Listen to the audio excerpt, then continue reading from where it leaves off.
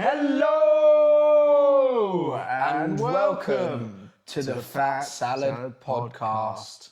Like the hand movement. Didn't know what to do. Yeah, just hands. What are we talking about today? Today, ladies and gentlemen, on the agenda, we are talking about more on the financial side of how we make this a little bit more of a, what's the word? Cash pie. Cash pie is the right word Cash we're pie looking with for. cream. Yeah, pretty much how you just make a load of money off your close friends. No, that's not what we'll be discussing. No, that was last week's episode. That was last week's episode. Yeah. No, we will be going into how you can make making music, especially singles and EPs, and how you can make it a bit more sustainable financially. It's definitely something that we kind of went into, and like you just kind of have to do it to figure it out. I think the word you're looking for is recording. You didn't specify the recording. Oh, we'll go into that. Well, we're talking about recording and low-cost production, right? Yeah. Yeah. Shall I kick us off? I think you should kick us off. So, essentially... And also, as a disclaimer, we have not got everything licked. We are very much in our infancy. No, we are still figuring it out. This is said without arrogance, like we know exactly what's going on. But we do know exactly what's going on. Yeah, when we got a jet ski that goes in our moat around Big Ben, then you know we've made it, and then we'll tell you what's what. But for now, this is what we've learnt so far. So basically, when we got the band together, it became quite apparent quite quickly that we needed to get some music recorded. It wasn't good enough having some half-assed demos on our phone being recorded in the kitchen going, yeah, listen to this song and said it's a record label, because that doesn't get you very far. It can, but it probably won't. It probably won't. It could. You're only one vibration away, but it probably won't. One vibration. So that left us in a position where, we need to go get recording. And so we decided initially quality was at the top of our mind, right? And so we needed to work out, so basically find a recording studio in London, our nearest city, and just go there, throw all our cash at it, throw all our beans at it, and get the best quality recording of our song that we could. And that was brilliant, and it worked really, really well the first time. Immediately after we released the first single, it became apparent we needed another one. And then after that one, another one. And then after that one, another one. And then we sort of started to get the idea that we actually need to be doing this quite a lot, and you want to be spending about realistically £1,500 per song. I think for us, like the baseline was like we want to release like once every 8 weeks. That's what everyone in the industry has told us as well. That's the aim, and that is what we've been told industry-wide. Every 8 weeks, you should be releasing a single or, some sort of like EP that you're working towards. And I also find it interesting that, like, I think a lot of bands, when they first start doing it, they do the opposite of what we do, actually. I know I've done it myself, but you end up actually, like, you don't start out with going for like a high-end recording. You actually do the opposite, where you do like the bare minimum. Yeah. And then you work your way into it, and then like maybe invest more into it. But I think we just we're very proud of what we had, and we just really wanted to make sure it was like produced well. And we thought, okay, let's not cut any corners here. Well, I guess we instantly didn't want to get the rep of being, oh, this is my mate's band, listen to it, and there's just the song, it can be really great or really bad, and it's not that money is directly linked to the quality of production, not at all. In fact, that's what this whole video is about. But we also didn't want it sounded like a friend of a friend's band recorded somewhere, and then it was almost a chore to listen to. We wanted to do our song justice, right? Absolutely. But as I said, it was working out about £1,500 per song to get it recorded. So we're doing 2 guitars, bass, all on one day, and then drums on another day, and then potentially another day on top of that to do mixing, the tiniest little bit of production, because there's not enough time to get creative with production on this model, especially with our budget. Yeah. And then by the end of that third day, have it mixed, mastered, ready to go. Everyone in the band collectively happy, the producer happy. And then there's a lot of pressure in that 3 days. Yeah. So it basically meant everyone. It was quite good because it meant everyone had to learn their parts down to the T. Actually, I think I'm glad you said that, because I think it's interesting that we went down this route, and like we've now found a way to make that a little bit more sustainable for us financially. So I think it's interesting that we've gone in there and initially, like, I think we did it right. We've learned some really good things from going in there, and because where we had spent a fair bit of money to get the right, producer, the right mixer, I think it also meant that we had to be so good at everything else that it was worth the money that we're spending. Yeah. Which is, I think, what you're saying, like, where we all came into it, like, there was no one was, messing about. I mean, we're having so much fun, but it was strictly business. Everyone was like, I know my parts. So when it came to, like, your turn to do your recording, it was like, there's no, like, oh, what if you did this? What if you did that? It's like, you know what you're doing, and there's still room to be creative because you're so, do you know what I mean? You're so dialed in. Yeah. And I thought that was so interesting. So that helped, and it also helped our live performance as well, because everyone knew the song. It wasn't recorded over a series of weeks where you almost listen to a guitar part and you're like, what was that me? It wasn't like that, because it was so intense and so in your face. And then that also transitioned quite nicely onto the record. So Falling Off Your Tongue, it has like a real energetic, fresh off the block feel, and the song is like that anyway. But I think being under the time pressure, our first days in the studio, that was fed into the vibe. That was the first time Aaron had ever been into the studio as well. No, yeah, it was. I've been into the studio. No. Before. First time he'd been into a studio to record. Yeah, no, he went in to record before, but he didn't. The recording never came out. What happened? Bless him. Aaron was just quite young on drums in general, and so we were recording, and it just wasn't panning When out. was this? You weren't there. It was with another band years and years ago. Oh, bless. Squid Ink. But, had you gone to a studio as well? Yeah. Not an expensive one, but we had gone to a studio, and the day was spent not making that track. Right. Anyway. It happens. Yeah, but that's just part of growing anyway. Yeah. So what's our solution? So this, coupled with the fact that every industry night we've been to, every manager, every representative of a publishing label basically said, yeah, you need to be releasing every online guru, you need to be releasing every 8 weeks throughout the year, 24/7. And like when we heard that, I think we just released our first single, and we're sat there going like, it's taken us so long to get like this out the block. We've just spent so much money trying to get this. I say so much money, like relative to, a new band of like young lads. Like it's a lot of money. It was a lot of money for us. For a bunch of guys in your early 20s, it was quite a lot of money. Yeah, 100%. And we haven't even gone into talking about like the marketing of it and what we've learned. That will be something that we discuss next week. So essentially, this time we're doing the EP, and we've approached it completely differently, because we all sat around, we recorded a single, She Seems to Know, our most recent single to date. That will change potentially by the time you see this video. And that was a one-off single, and we did it in a studio, a really cool studio. We did it at 123 Studios in Peckham. Brett Shaw produced it. He's worked on Foles, Florence and the Machine, Jamie T. So all these big names. Massive. That was absolutely wicked. We had a really good time. But again, we just couldn't justify doing that for a series of 4 songs. Although She Seems to Know did just hit 7K streams. So. True. But we're not seeing that money back on streaming fees, which brings us into the other problem. So essentially, recording this EP, we had to get our heads together and basically go, right, we need a way to do this cost effectively without losing sound quality. And I think we have done it.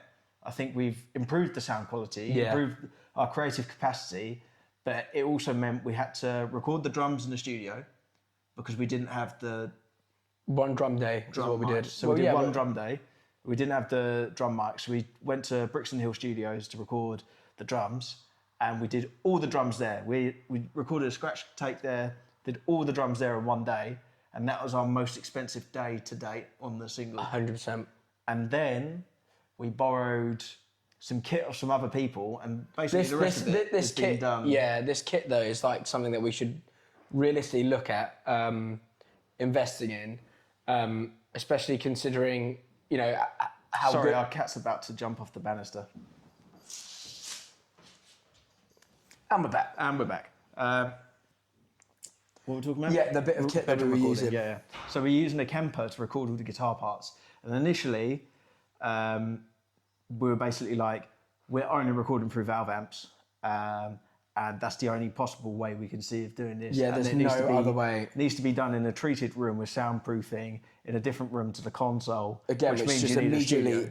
immediately like puts your price at like £500. £500. Yeah, exactly. And you're limited to the guitar sounds you have from your pedals, the studio's pedals, the onboard stuff, and How juvenile of us to think that we had to do it that way.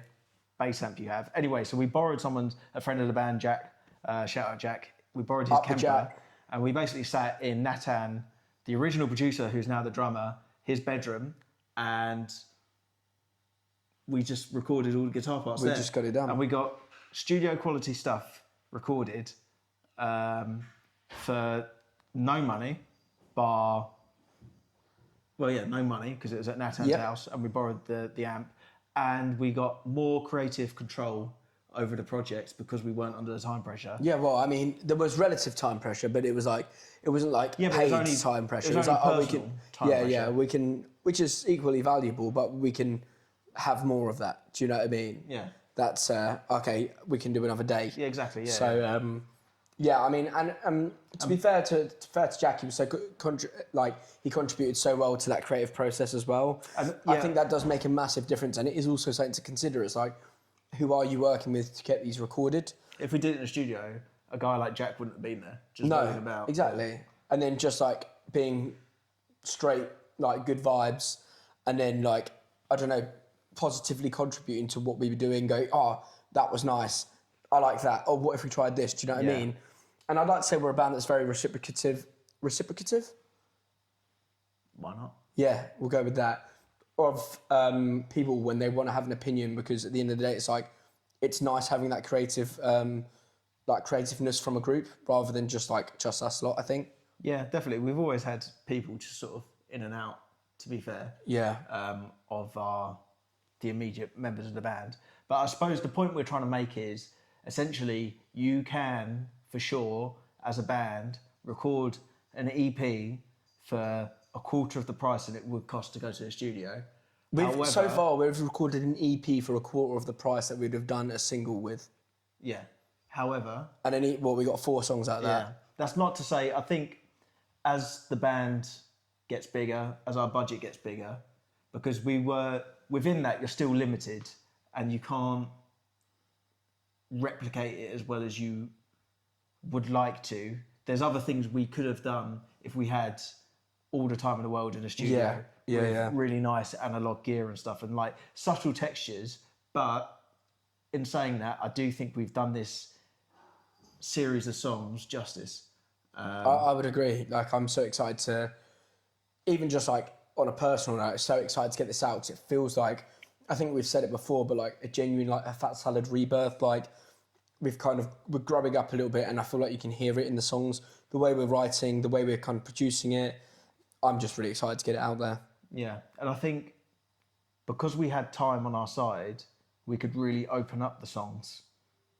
And so I think a couple of the songs we've recorded previously, I don't think sound on the record how they should sound, or how they do sound live. Dare I ask which? I think Let Me Shine. I'd agree. Let Me Shine doesn't sound like... I don't think it's representative of who or what we are. It was at the time, and we were all happy with it, and I am happy with the record, and I'd never change it or taint it. But I feel more distant to it now. Yeah, I feel like, because, again, the situation it was, it's quite a complex song, and there's different interweaving parts, there's backing vocal parts. We were still kind of writing some of the backing while we were recording it. Yeah, yeah. A lot of things came into fruition at once. I don't feel like we gave it creative justice, but I think that was just a immaturity and time, and also we didn't know better. Yeah. We had to kind of make those mistakes, and like we're all saying this in hindsight. Like, there's probably many bands that have gone straight into it and just done it the other way, where they've gone straight into, let's find a mate with all this gear and do it like that.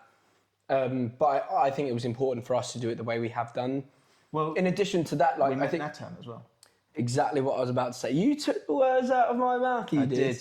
But yeah, exactly. And I think networking is something that actually is so important when it comes to... Explain more thoroughly.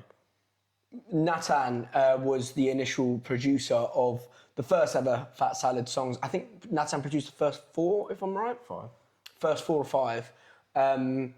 And so when we met Nathan, it was like the first experience that some of us had like in a creative process with a producer, someone else that's going to take your song and make it what you want it to be. So I think it was so important that we met the right person. I definitely think we did. Like how well Nathan gelled with us made us feel comfortable. And I think partly it's because of us and how we like to talk and we like to hear other people's opinions. Because I bought him lunch and massaged his feet. And you did that when no one was looking. Well, to be fair, when we went in, before we even met Nathan, we said, okay, well, this is an opportunity to meet people who work in music, who know more than us. So it's incredibly important to, one, not bring an ego into the studio, and 2, go out on a limb and buy coffees and just be friendly and try and... And that's not so you get a return out of anything. That's literally just because the process is better. Like I can't highlight enough how important it is to be nice to people and like have a positive relationship with individuals. Like especially your producer. How easy is it to like just rub someone the wrong way in the initial, and then you're working with someone for however long, and you've just got that friction there. It's like it's not an efficient way to exist as a band. Yeah, you want to be building up, right? So I think we've always made an active effort to be like friendly, to say hi. And that carries over to gigs as well. It carries over to gigs. I think it carries over to like networking events when we've been there. Yeah. Like there's a plethora of things that I think that really does ring true. Big word. 10-point words. I actually think I've slipped that in the last like 4 podcasts. It's good. I genuinely think I've said that in the last 4 podcasts. Well, it took me 3 times to hear. Yeah, it did. But yeah, that's actually something that I think will ring true throughout the duration of the Fat Salad career. And I think it's just so important to, if you are a fresh band and you're new to it, just like start saying hi to people. Yeah. And also like what you give out comes back around. It might not be immediate, but for context, Nathan is a part of the band. He's a member of the band, yeah. Nathan is now a member of the band. So this is how far these things can go. Like, we never thought we'd walk into the studio, say hi to Nathan, and then the producer we are working with is now the drummer for us. Well, yeah, and then when we played Kendall Calling, we got a couple of tickets to invite people to the festival. And it just felt very natural. It was like, oh, Nathan, he wasn't even in the band at that point, and we weren't even currently recording with him, but we basically said, do you want to come along? Like, it'll be a good vibe. And then it was all of those things. Immediate yes. It just builds a relationship. And then you're in the middle of Lake District, hanging out your arsehole, looking at him just like, in a tent. How like, we met you. What? Yeah, you're some randomer with a beard. But we love you. But yeah, he adds to the band. And thoroughly. But we wouldn't have got that through recording at studio, through recording at home. No. So pros and cons. Yeah. I mean, I think we're just kind of beginning to scratch the surface of the conversation, really. Have you? I was gonna say we should probably start winding up. Oh, but let's. We've got a question from a member of our audience. Interesting. This is really a whole nother video, but how do you feel about streaming? I feel like it's been made to feel like the be-all and end-all, but it isn't. But it's also important. In terms of numbers? Yeah. Okay. And this 100% is another conversation. Next week. It's another conversation. We'll get into this, but I think it's important to... You've got to take them with a pinch of salt. Yeah. And we'll get into it on another episode, I think 100%. Because I don't think we can even go into it in a minute. No. Off the bat, I'd say overvalued. And streaming numbers are overvalued within the music industry in order to get places, and the actual advent of streaming, I would argue, has devalued the value of music. And sometimes you'll listen. In my head, you get a bit of a false equivalency. So yeah, you basically a band who work really hard on a set of songs and whatnot, really well honed, great, but then they're compared with, those streaming numbers are compared and monetized at the same rate as music that's made generically for generic events. And I'm talking about like very generic dance or ambient stuff that is effectively AI slop, but they're put on the same pedestal, and then they're looked at, again, they're falsely equivalent. So they're looked at by gatekeepers within the music industry as things to compare, but you're comparing the wrong thing. I'd argue a band have higher value in the fact that they can sell tickets, where someone knocking out sort of very generic music that can be applied to all sorts of situations and events holds lower intrinsic value, because no one's going to pay to actually go see that. So it's not representative of where it comes from. That's not to say, that's not to devalue the other types of music, but you're trying to distill one metric and compare them. And I think that's criminal in the eyes of art. I agree. I think this is definitely something for another episode. Anyway, yeah. It's a can of worms here. We'll get into that next week. But next week we will talk a little bit more about how we've made this a bit more financially friendly for us. Probably looking a little bit more at the marketing side of things, because equally that's also so important when it comes to releasing new tunes. We're definitely still working that out. And we are definitely still, all of this we are still working out, but we're trying to give you what we've learned in the last, however many years of us kind of getting into this and for whatever it's worth. Yeah. So you get to watch us make mistakes, basically. Yeah, exactly. So last thing. 3 lessons. Have you got a song of the week? I do have a song of the week, and my song of the week is so it's a band that I've probably mentioned a few times, but Sticky Fingers, Australian band. They have some absolute bangers, but they've got this EP. Is it EP or is it just an album? But I hadn't heard it before, but it's called Big Mitts, and that's one of the songs. But the other one is called Outcast at Last, and it's just good bass line, a good hook, straight up banger. I can't get enough of it. Fair Recently enough. really discovered as of today. So Nice. Hello, Carlos. My song of the week is Fire of Mercy by Hot Chip. Hot Chip. Just sort of a indie dance banger. I think that's what it's called. I like Ready for the Floor. But yeah, that's tune. But it makes me feel like I'm at a festival, gin and tonics, just vibing, and Yeah. the sun's out, and everyone's just having a good time. And it's one of those. And actually, when you listen to the words, they're actually they cut deep as well. So A lyrical man. a little bit of juxtaposition there for you. Ooh. But anyway, we'll catch you next week on that bombshell. on the Fat Salad podcast. Richard Been a Hammond's pleasure. on next week as well. See you next week. Talking about his streaming numbers. You can't keep inviting him. Hammer!